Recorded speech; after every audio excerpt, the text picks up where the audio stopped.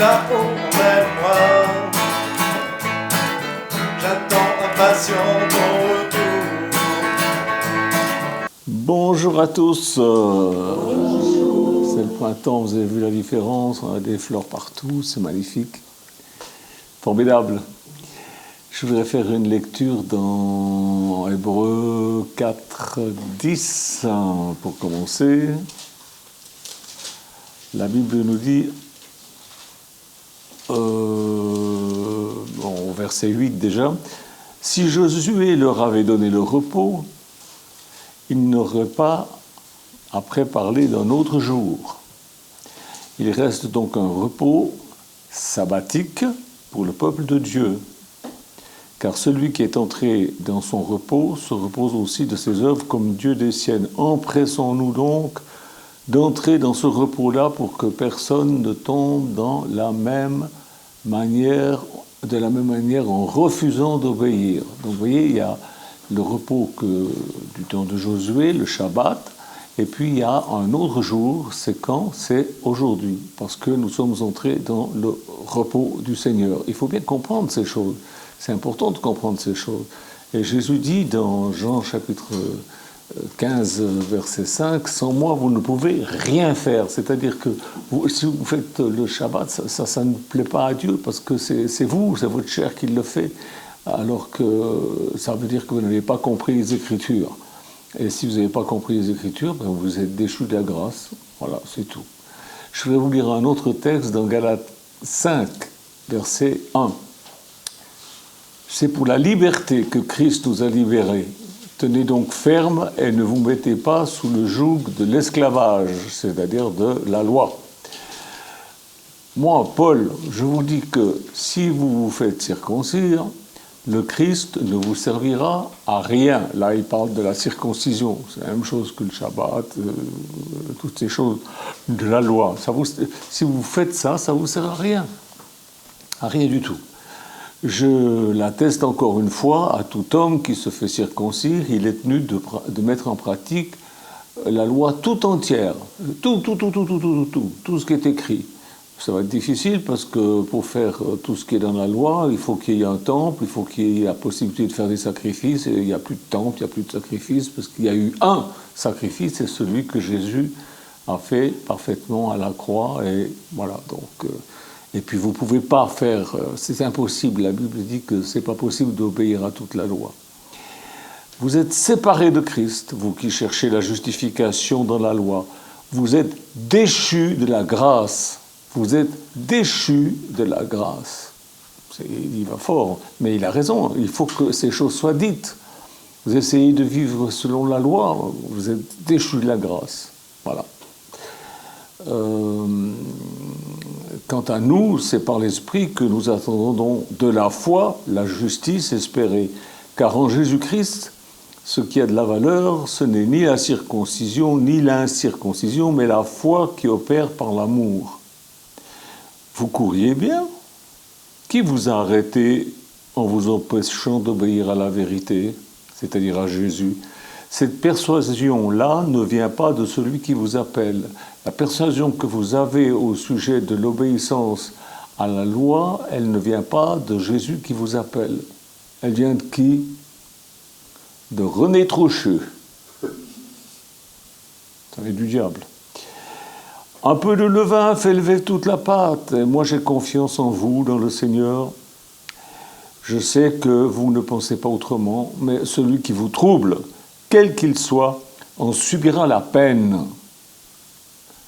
Quant à moi, mes frères, si je proclamais encore la circoncision, pourquoi serais-je encore persécuté? La cause de chute. La croix serait donc réduite à rien. Qu'ils aillent donc se faire mutiler ceux qui sèment le trouble parmi vous. Voilà. Tu veux obéir à la loi, ben tu vas te faire mutiler, ça te fera du bien. C'est ridicule, c'est ridicule. Comment est-ce qu'on peut dire qu'on est chrétien et quand nous abandonnons la partie, c'est Dieu qui prend la main. C'est ça que je veux vous dire ce matin. Il attend que nous ayons que nous voyons la fin de nos ressources. Nous ne pouvons pas obéir à la loi. On ne peut pas. On ne peut rien faire par nous-mêmes. Jésus le dit, vous ne pouvez rien faire sans moi. Vous ne pouvez rien faire, mais rien. Même le bien que vous voulez faire, si ce n'est pas avec moi, si c'est par vos efforts, c'est rien, c'est zéro aux yeux de Dieu. Mes frères et sœurs, Dieu a condamné tout ce qui est de la vieille création. Tout. Et il a fait une nouvelle création. Nous, ceux qui sont nés de nouveau. Il a cloué en la personne de Jésus notre chair qui ne sert plus à rien, sinon à glorifier Dieu en se soumettant à Jésus-Christ. Si nous essayons de faire quelque chose dans la chair, c'est-à-dire de nous-mêmes, par notre moi, eh bien, nous rejetons la croix de Jésus et nous sommes ainsi déchus de la grâce. Dieu a déclaré que nous ne méritons qu'une chose, c'est la mort. Celui qui pêche, il mourra. Et il sait très bien que personne ne peut observer la loi et que si tu désobéis ne serait-ce qu'à une loi, c'est comme si tu désobéissais à toutes. C'est écrit. Tu veux faire quoi? On est fichu. Lorsque nous croyons réellement Dieu, nous confirmons le verdict de Dieu en abandonnant tout effort charnel de lui plaire. Nos luttes constantes montrent que nous n'avons pas compris les exigences de Dieu, ni les exigences de Dieu, ni la source qui nous donne le pouvoir de répondre aux exigences de Dieu.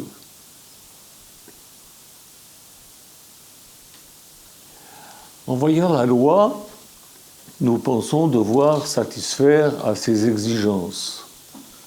Mais il faut nous rappeler que, bien que la loi soit parfaite et bonne en elle-même, elle ne nous dit pas de faire du mal, elle n'est plus bonne quand elle est appliquée par une personne qui pense pouvoir l'accomplir, mais qui ne peut pas.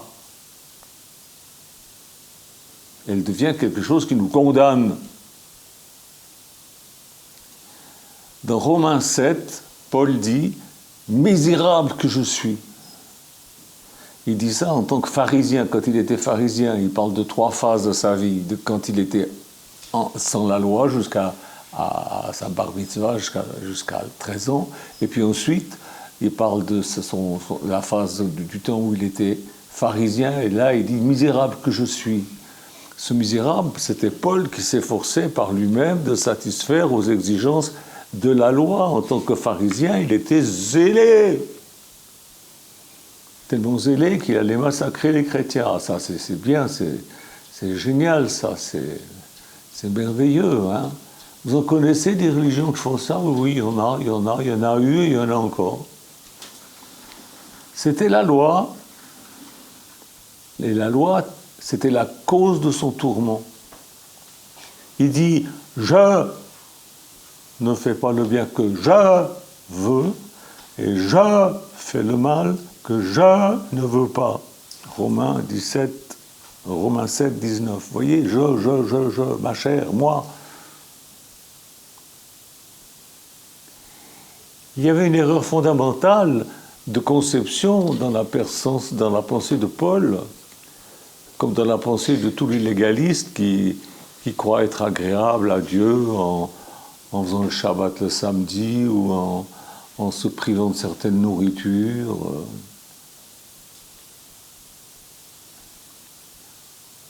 L'autre jour, je suis allé voir avec Michou et Dominique Dieu, ma mère et Sylvie Vartan. C'est un film que je vous recommande. Et c'est un mariage juif, mais ce juif, il se marie avec une non-juive et pendant le repas, il y a de la nourriture qui n'est pas cachère. Et on voit tous ces religieux avec leurs chapeaux, leurs machins, tout ça, qui se lèvent de table et qui fichent le camp parce qu'il y a des crevettes dans l'assiette. C'est intelligent, ces gens, ils fichent en l'air la fête, quoi. à cause de leur loi. Ils sont sûrs qu'ils sont dans le vrai.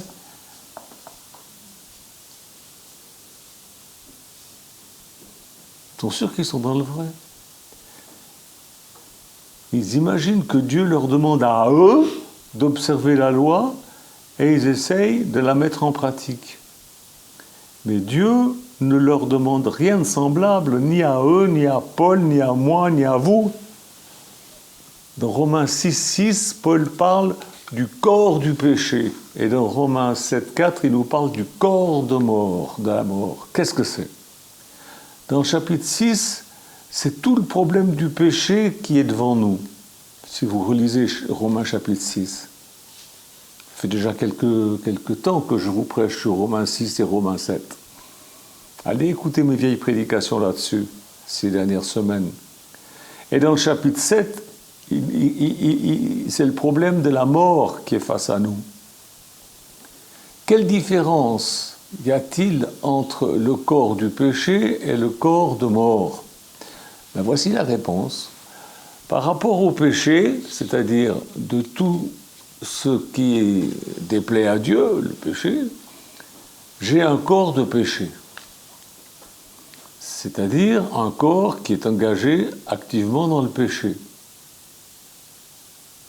Même si je ne veux pas, l'apôtre Paul dit, je veux faire le bien, mais je ne veux pas, j'y arrive pas. Et l'apôtre Paul n'était pas pire que moi, ni pire que vous. On ne peut pas. Mais par rapport à la loi de Dieu, à savoir tout ce qui exprime la volonté de Dieu, j'ai un corps de mort. Le salaire du péché, c'est la mort. Toutes mes activités à l'égard du péché fait de mon corps un corps de péché, et mon échec à l'égard de la volonté de Dieu fait de mon corps un corps de mort. Par ma propre nature, j'accepte ce qui est mal. Par ma propre nature, j'accepte tout ce qui est du monde de Satan. Je refuse tout ce qui appartient à la sainteté, au ciel, à Dieu. Par ma propre nature de pécheur. Je suis né dans le péché. C'est dans ma nature, depuis Adam et Ève, on est tous pécheurs. Est-ce que vous avez découvert ça dans votre vie? Il ne suffit pas de le découvrir en lisant et en comprenant Romains 6 et Romains 7. C'est bien de le comprendre intellectuellement, mais nous avons à le découvrir, à découvrir que nous sommes encombrés du fardeau d'un corps sans vie à l'égard de la volonté de Dieu. Nous sommes encombrés par un corps sans vie, un corps de mort à l'égard de la volonté de Dieu. On ne peut rien faire. Il y a dans notre corps quelque chose qui n'est pas en harmonie avec la volonté de Dieu. La mort, c'est la faiblesse arrivée à sa dernière extrémité. La mort signifie la faiblesse absolue. La mort signifie qu'on est faible au point de ne pas pouvoir l'être davantage. C'est pourquoi Paul, étant sous la loi, avant sa conversion, s'écrie « Misérable que je suis, qui me délivrera de ce corps de mort ?» Romains 7, 24. Et ce cri, c'est le cri qui plaît à Dieu. C'est le cri le plus spirituel, le cri le plus en accord avec l'Esprit de Dieu, avec les Écritures, qu'un homme puisse faire entendre, qu'une femme puisse faire entendre.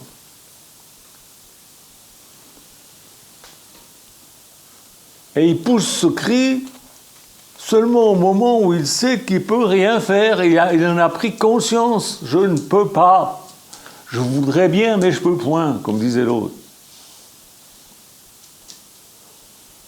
Alors il renonce à prendre des nouvelles résolutions. Il en a marre. Alors il crie « Qui me délivrera ?» Avant ce cri, l'homme, après chaque échec, Prends des résolutions. Bon, je ne le ferai plus, je ne le ferai plus. Au nom de Jésus, je chasse ce mauvais esprit, je ne le ferai plus au nom de Jésus. Et boum, il retombe. Après chaque échec, l'homme sous la loi redouble ses efforts de volonté et il se rend compte qu'il retombe sans cesse. Alors il crie au secours. Parce qu'il est désespéré de lui-même. Alors il dit, il faut que je lise plus la Bible. Il faut que je prie plus, il faut que je jeûne. Mais ça ne vous aidera pas à arriver à la victoire, ça. Je ne dis pas que ce n'est pas bien de lire la Bible, au contraire, je vous dis sans arrêt, il faut lire la Bible. Lisez la Bible, c'est bien, mais ça ne vous aidera pas à arriver à la victoire. Jeûnez non plus, priez non plus. Ça ne vous aidera pas à arriver à la victoire contre le péché. Vous ne pouvez pas. Mais notre seul secours est en celui qui est l'objet de notre lecture et de nos prières. Notre confiance doit être en Jésus, notre foi. Écoutez Paul, il dit « Misérable que je suis ». Mais il ne déplore pas seulement sa misère, il pose la bonne question. Qui me délivrera? Qui? Où il est? Qui?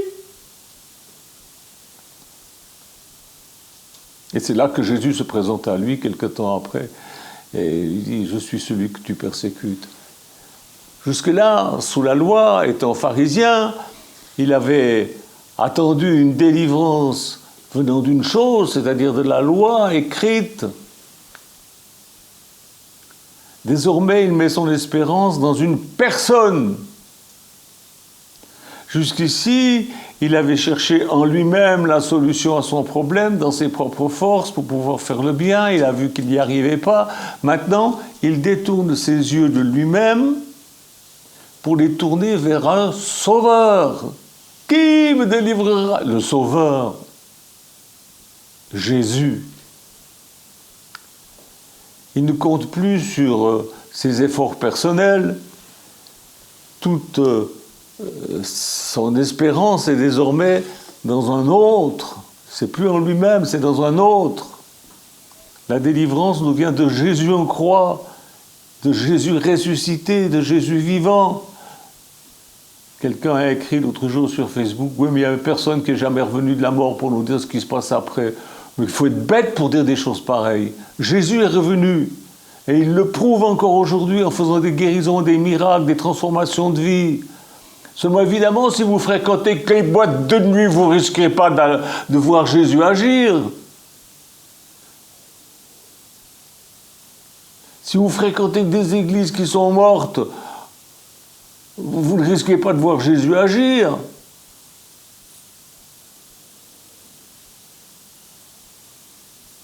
La délivrance du péché devient nôtre pour le pardon de nos péchés. On regarde à Jésus sur la croix, et pour connaître la délivrance du péché, parce que c'est une chose d'être pardonné, mais d'être délivré c'est autre chose, pour la délivrance de nos péchés, pour pouvoir accomplir la volonté de Dieu, nous regardons Jésus qui vit dans notre cœur. Jésus vit en vous. Mais si vous voulez faire toujours par vous-même, vous ne laissez pas la place à Jésus pour faire, alors il laisse faire. Il est en vous, mais il ne fait rien parce que vous voulez faire vous. Et vous n'y arrivez pas. Notre pardon dépend de ce que Jésus a accompli pour nous à notre place sur la croix, et notre délivrance et notre marche avec Dieu dépendent de ce qu'il accomplit en nous. Jésus a dit, je ne suis pas venu pour abolir la loi, mais pour l'accomplir. Mais comment il l'accomplit? En nous, par vous, par moi, il l'accomplit comme ça.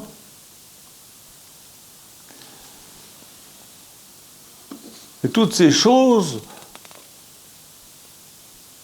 nous devons les saisir par la foi et nous appuyer sur lui seul, parce que c'est lui qui a tout accompli. C'est personne d'autre qui a tout accompli. Oh ouais, moi je préfère passer par sa maman parce que sa maman elle est plus gentille. C'est des idioties religieuses.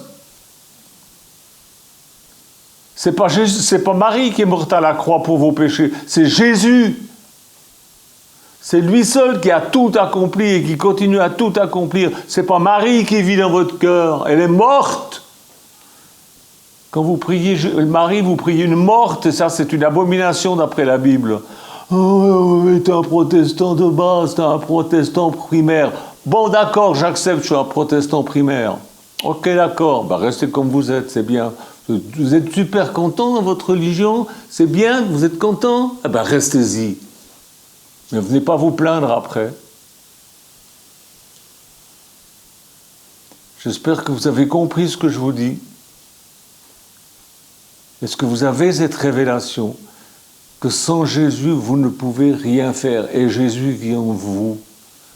Christ en vous, l'espérance de la gloire, Christ agissant, Christ accomplissant la loi au travers de vous, par vous.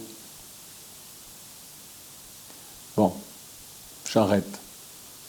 Je continuerai vendredi prochain, Dieu voulant. Et pour le moment, je vous laisse déjà digérer ça. Réécoutez-le. Parlez-en à vos amis chrétiens. Faites-le même écouter à votre pasteur. Vous allez voir où il en est dans sa foi. On ne peut pas plaire à Dieu en faisant les œuvres de la loi par notre propre chair. Il faut laisser Jésus agir. Je reviendrai vendredi prochain sur ces choses, Dieu voulant. Que Dieu vous bénisse, que Dieu vous garde, que Dieu vous aide à bien comprendre. Il faut que ça soit une révélation dans votre cœur. Si vous n'avez pas la révélation, priez pour que Dieu vous ouvre les yeux de votre cœur, pour que vous compreniez que Jésus n'est pas en vous, entre l'estomac et les poumons. Il est en vous pour agir, en esprit, en vérité, avec puissance. Contre le péché, contre le mal, contre la maladie. Que Dieu vous bénisse. Amen. Au revoir.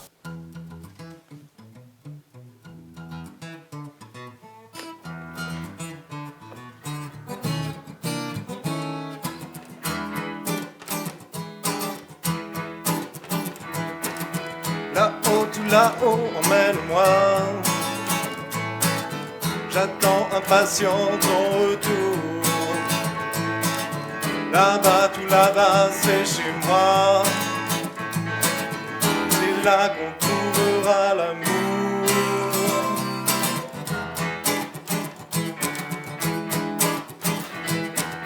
Je ne veux pas me contenter de t'attendre.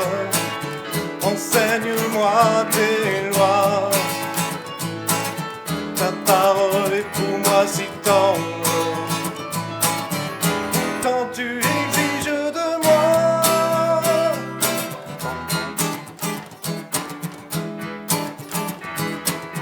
Mais c'est si bon quand tu es là. Et je tiens bon. C'est un don que j'ai en moi. Le sacrifice de Dieu pour moi.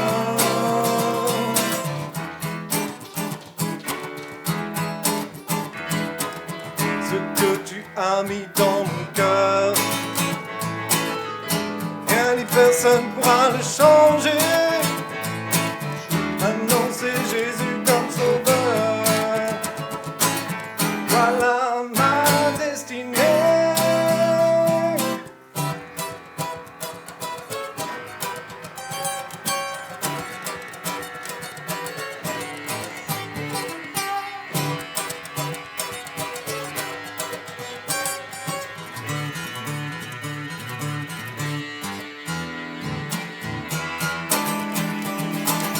Mais c'est si bon quand tu es là. Et je tiens bon. C'est un don que j'ai en moi. Le sacrifice de Dieu pour moi.